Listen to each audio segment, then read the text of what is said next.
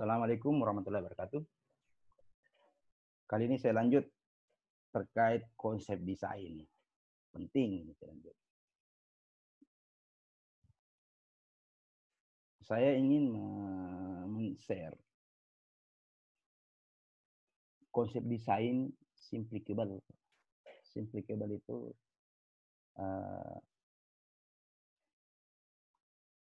yang paling sering diterapkan.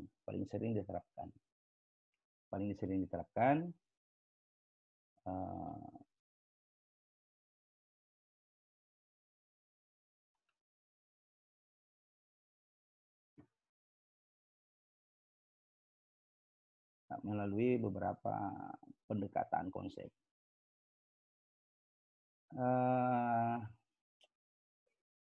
Saya akan jelaskan, ada sekitar 13 mungkin pendekatan yang termuat dalam konsep desain yang simplicable ini, arti yang diterapkan.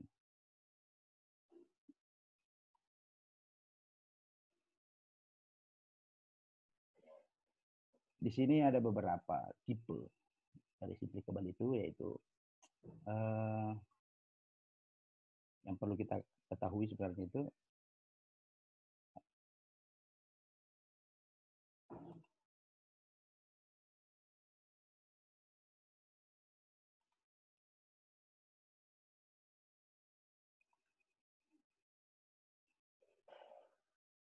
beberapa pendekatan, yaitu desain konsep yang berbasis kepada fungsi, fitur, kualitas, desain konsep berdasarkan bentuk, style, emosi, usability, technical, nature, experience, community, culture, race, sustainable. Ini yang konsep desain yang diterapkan ke dalam konsep desain yang Anda punya. Beberapa ini pendekatannya, pengembangan intinya pendekatan desainnya itu. Sehingga tipe simplicable ini kita bisa golongkan kepada tipe-tipe yang tergolong konsep pengembangan.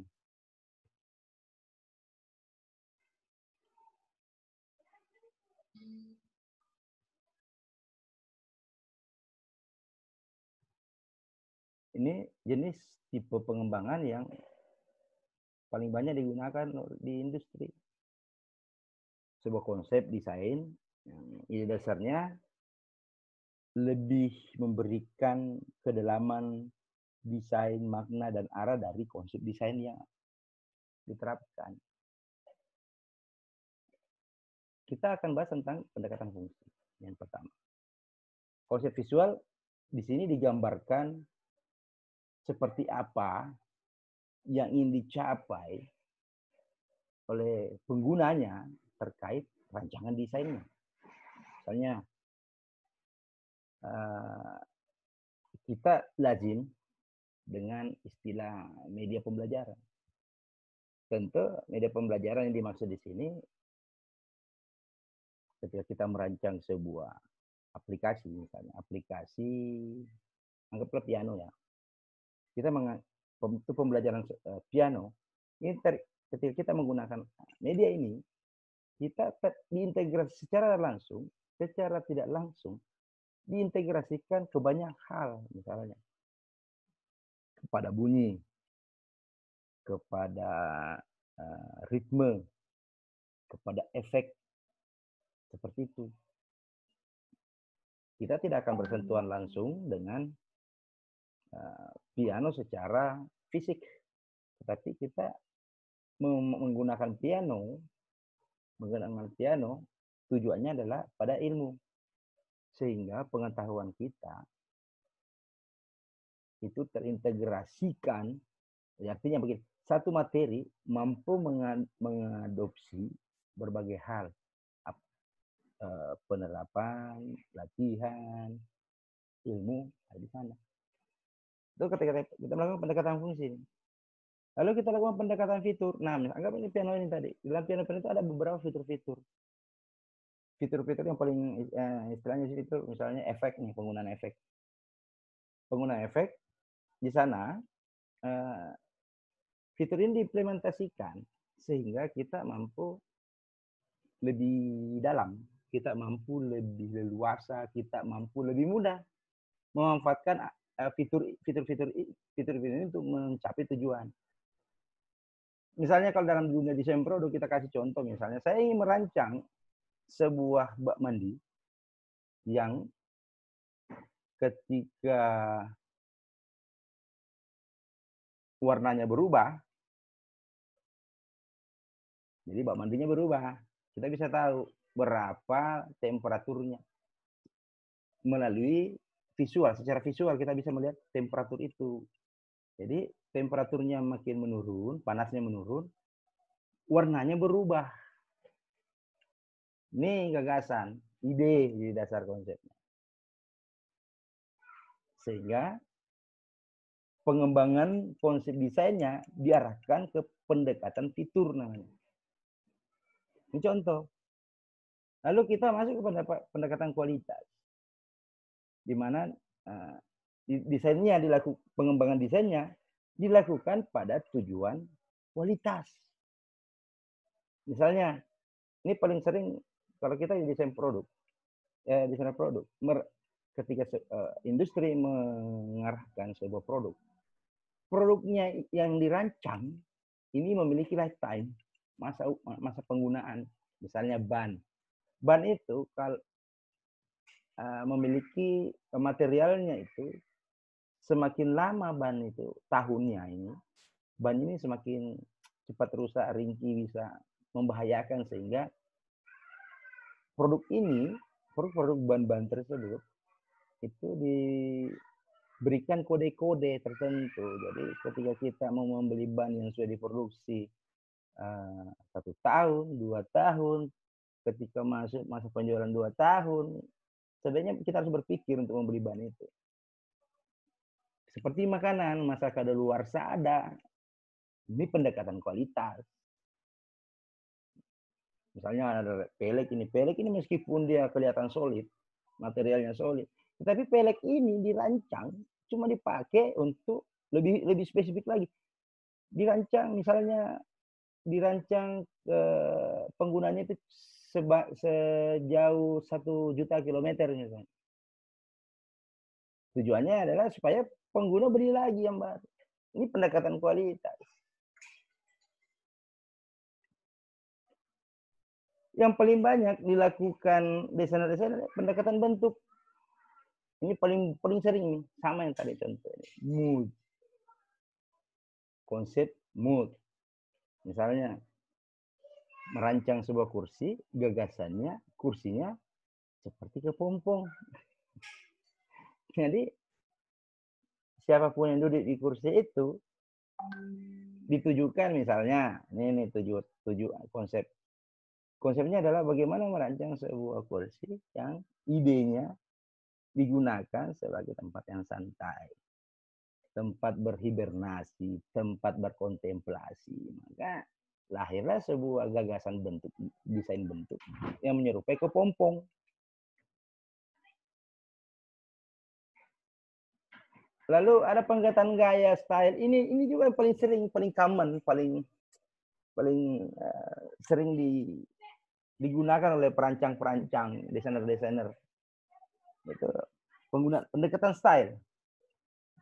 Konsep style misalnya seorang yang memiliki jiwa cyberpunk, tentu dia akan di keyboardnya, misalnya di keyboard komputernya, CPU-nya atau laptopnya itu ya menggunakan tombol-tombol yang tampil metalik, tampil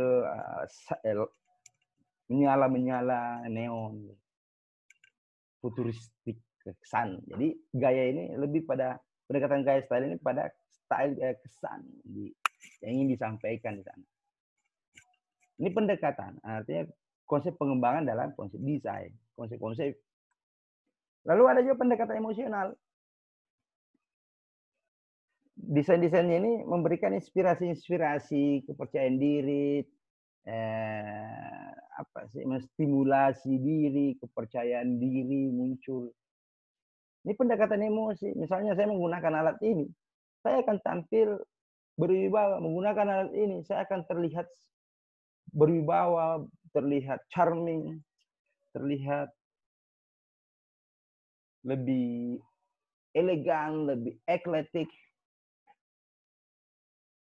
Ini untuk pendekatan-pendekatan emosi, emosional. Misalnya seorang klien, dia akan tampil percaya diri ketika dia menggunakan unsur warna pink, winky-winky. Dia akan tampil percaya diri. Ini stimulasi dalam diri. Dia akan lebih percaya diri. Karena kenapa? Dia akan merasa nyaman dengan warna itu. Dia tidak memperdulikan bagaimana tanggapan visualisasi dari lawan bicaranya, dari orang lain. Tetapi dia lebih percaya diri dengan menggunakan warna itu. Pink. Lalu ada namanya kegunaan, usability. Saya ini termasuk yang ketika merancang, saya selalu lebih fokus bukan kepada bentuk, bukan kepada style, tapi lebih pada pendekatan kegunaan, fungsi, kegunaan usability-nya. Artinya ketika saya merancang, ketika kita melakukan perancangan,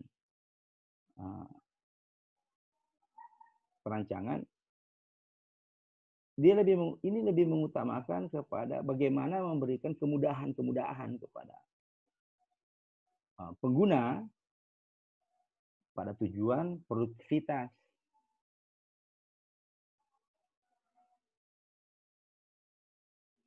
Banyak hal yang bisa dilakukan melalui pendekatan-pendekatan ini. Baik pendekatan secara semantik, ini menggunakan visual. Misalnya bentuk, kita merancang sebuah bentuk, memberikan visual kepada orang lain bahwa bentuk ini jangan didekati karena ini panas.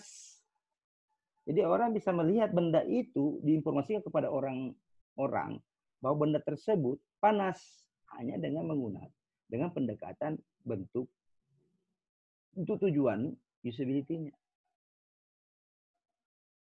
Lalu ada pendekatan teknis, konsep teknis. Ini ditujukan kepada tujuan desainnya. Tujuannya untuk pencapaian, performasi, efisiensi. Jadi kalau misalnya roket, di awal penciptaan roket, bentuk mengikuti fungsi. Ini teknis. Bukan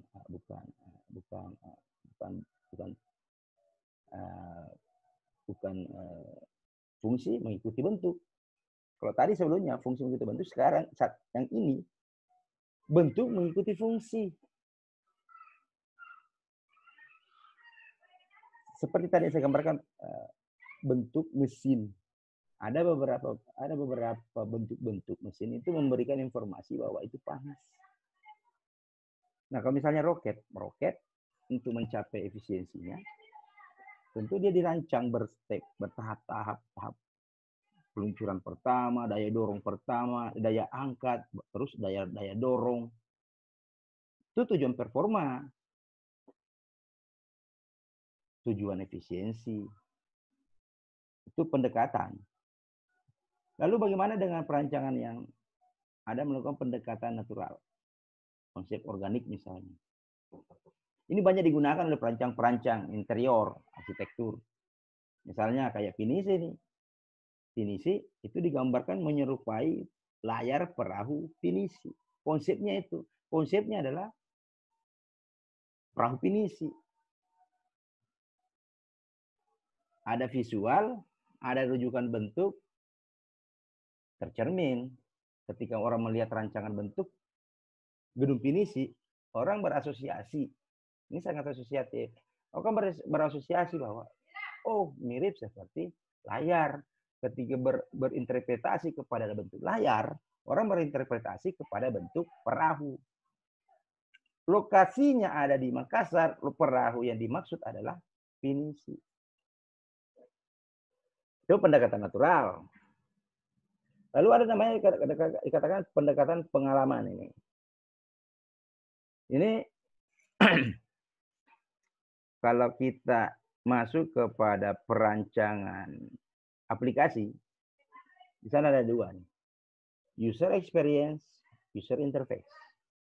Tentunya ini konsepnya adalah desain mengikuti bentuk bentuk mengikuti fungsi. Ini tracingnya seperti itu. Bentuk mengikuti fungsi. Fungsinya seperti apa digambarkan? User experience.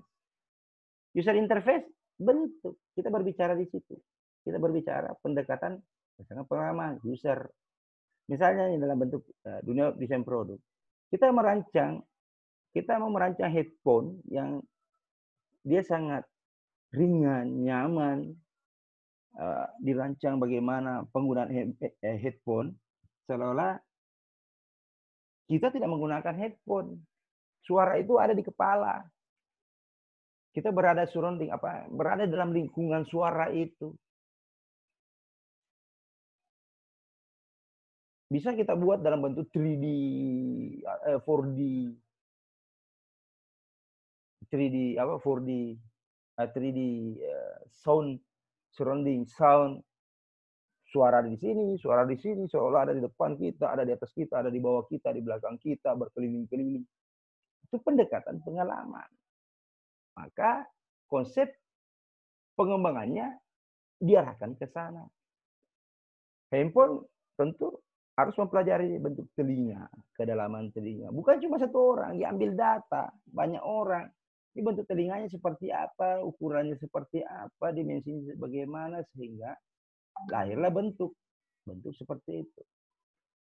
Itu melakukan pendekatan pengalaman. Lalu ada dikatakan pendekatan komunitas.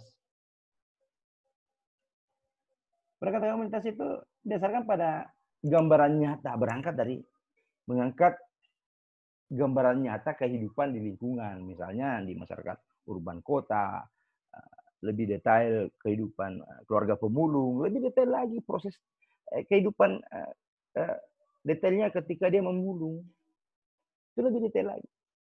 Itu ketika lakukan pendekatan komunitas.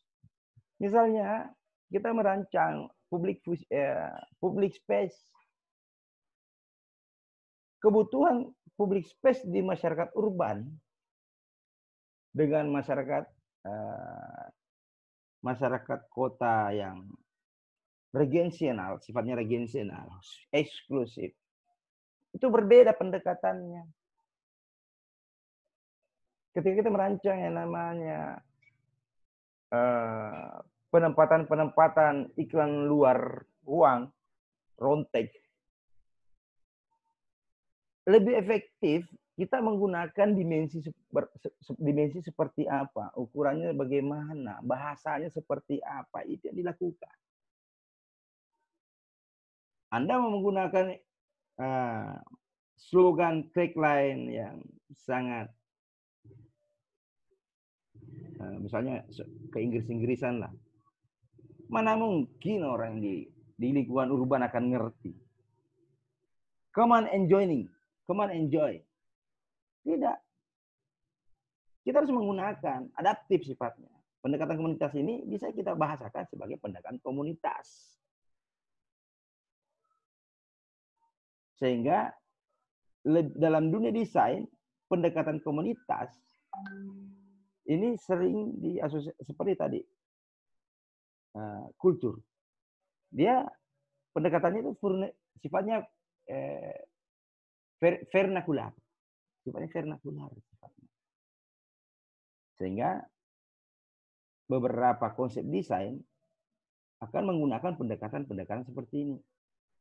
Tergantung seperti tadi yang di awal di konsep dasar desain. Konsep desain itu visi misi.